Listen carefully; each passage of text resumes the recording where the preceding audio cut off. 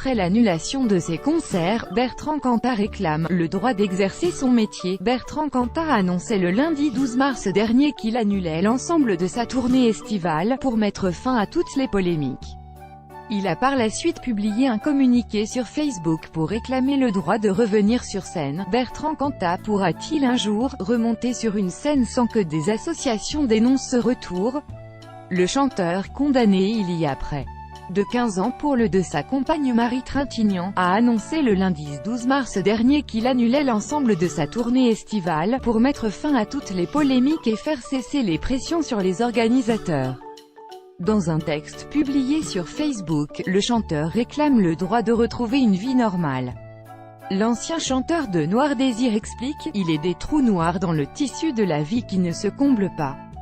Je n'ai cependant jamais cherché à me dérober aux conséquences et donc à la justice.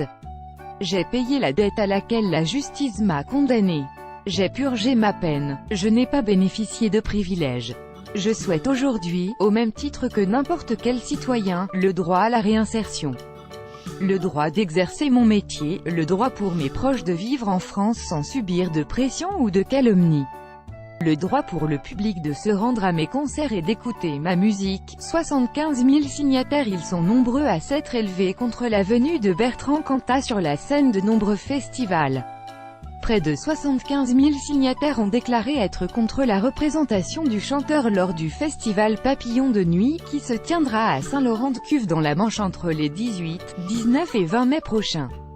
Interrogée par Léa Salamé dans Stupéfiant, le mardi 12 mars dernier, la mère de Marie Trintignant, Nadine Trintignant, a jugé le retour de Bertrand Cantat honteux, indécent, dégueulasse.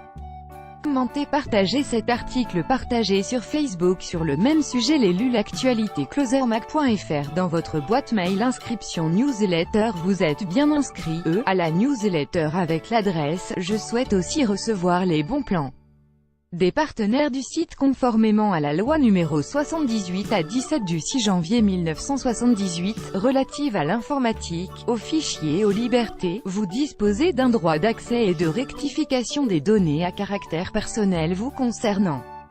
Pour l'exercer ou en savoir plus, cliquez ici.